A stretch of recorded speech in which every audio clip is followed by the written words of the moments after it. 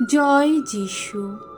প্রথম পাঠ প্রত্যাদেশ গ্রন্থ হতে আজকের বাণী পাঠ 14 অধ্যায় 1 থেকে 5 পদ। এই সেই সমস্ত মানুষ খ্রিস্টের রক্তের মূল্যে যাদের পৃথিবীতে থেকে উদ্ধার করে আনা হয়েছে। আমি যোহন এক দিব্য দর্শনে দেখতে পেলাম, ওই তো সামনে স্বয়ং সেই মেষ শাবক। তিনি দাঁড়িয়ে আছেন সিয়ন পর্বতের ওপর। তার সঙ্গে রয়েছে 1,44,000 লোক। এদের কপালে লেখা রয়েছে তার নাম ও তার পিতার নাম। এবার আমি শুনতে পেলাম, স্বর্গ থেকে ধ্বনিত হচ্ছে কাদের যেন কণ্ঠস্বর। মনে হলো যেন সুবিপুল জলরাশির স্বরধ্বনি, যেন প্রচণ্ড এক বজ্রধ্বনি। সেই কণ্ঠস্বর শুনে মনে হলো যেন একদল বীণাকার তাদের বীণায় ঝঙ্কার তুলছে। ঐশ্ব সিংহাসনের সামনে সেই 4টি প্রাণী আর সেই প্রবীণদের সামনে দাঁড়িয়ে সেই কারা যেন তখন গাইছিল এক নতুন গান। এমনই এক গান যা শেখার সাধ্য আর কারো নেই।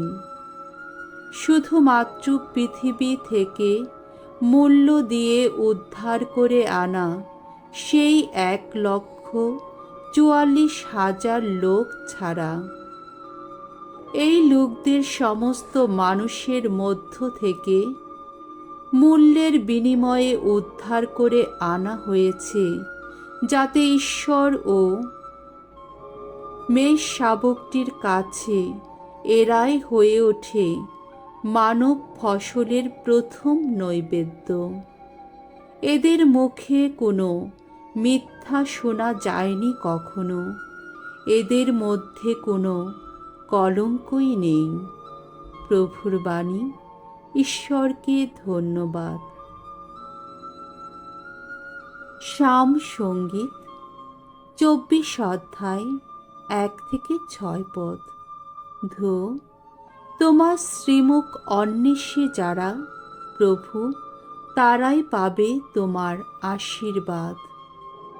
পৃথিবী ও তার যত সম্পদ ভগবানেরই অধিকারে। জগৎ ও জগতের যত অধিবাসী তারই। জগৎকে তিনি নিজেই তো সমুদ্রের ওপর বসিয়ে রেখেছেন, শক্ত করে বসিয়েছেন জলরাশির বুকে। কে উঠবে ভগবানের পর্বত শিখরে?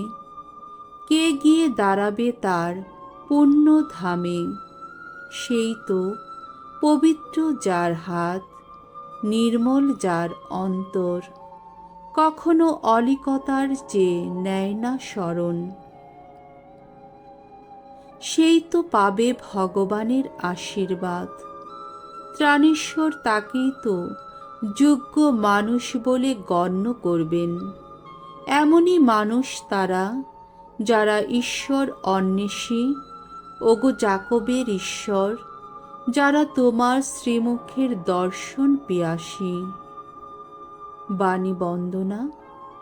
জয় জয় প্রভুর জয়। তোমরা সজাগ হয়ে থেকো, তোমরা প্রস্তুত হয়ে থেকো। প্রভু যীশু আসবেন এমন সময়ে যখন ভাবতেই পারোনি তার আসবার কথা। জয় জয় প্রভুর জয়। মঙ্গল সমাচার। লূক রচিত মঙ্গল সমাচার 21 অধ্যায় 1 থেকে 4 পদ। বিধবার মহামূল্য প্রণামী। একদিন যিশু জেরুসালেমের মন্দিরে ছিলেন। এমন সময়ে তিনি চোখ তুলে তাকাতেই দেখতে পেলেন ধনীরা মন্দিরের কোষাগারের বাক্সে তাদের প্রণামী দিয়ে যাচ্ছে। এও দেখতে পেলেন এক দরিদ্র বিধবা সেখানে দিচ্ছে ছোট্ট দুটি মুদ্রা। তখন তিনি বললেন, আমি তোমাদের সত্যি বলছি, ওই গরিব বিধবা কিন্তু অন্যান্য সকলের চেয়ে বেশি দিয়েছে।